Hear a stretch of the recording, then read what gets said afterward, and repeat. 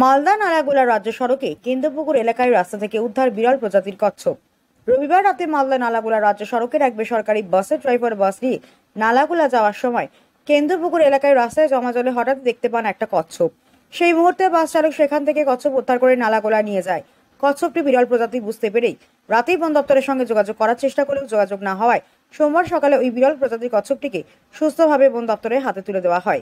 নালাগোলা স্থানীয় বাসিন্দা মানুষ গোস্বামী জানান, বিরল প্রজাতির কচ্ছপটি বাস চালক পেয়েছিলেন। সেই বিরল প্রজাতির কচ্ছপটিকে নালাগোলা বাস স্ট্যান্ডে সুরক্ষিতভাবে রাখা হয়। রাতেই সোমবার সকালে বন দপ্তরের সাথে যোগাযোগ করে তাদের হাতে তুলে দেওয়া হয়। এই বিরল প্রজাতির কচ্ছপটি ইন্ডিয়ান ফ্ল্যাপসেল টার্টেল নামে পরিচিত বলে জানা গিয়েছে।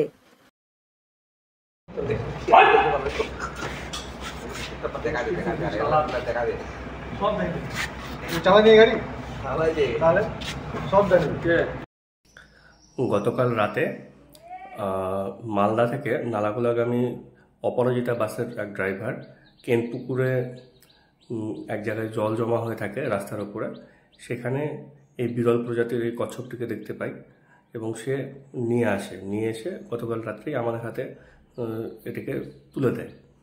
আমরা গতকাল রাত্রে ফরেস্ট ডিপার্টমেন্টের সঙ্গে যোগাযোগ করার চেষ্টা করি, কিন্তু যোগাযোগ কোনোভাবে হয়ে ওঠেনি অত রাত্রিবেলা।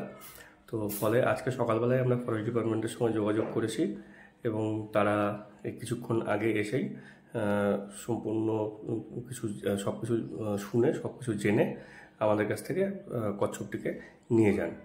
এবং কচ্ছপটি অত্যন্ত বিরল প্রজাতির, এটি ইন্ডিয়ান ফ্ল্যাপশেল কচ্ছপ নামে পরিচিত। সাধারণত হলুদ বা সাদা রঙের হয়ে থাকে, তো এই ক্ষেত্রে আমরা হলুদ রঙের কচ্ছপটাই পেয়েছি।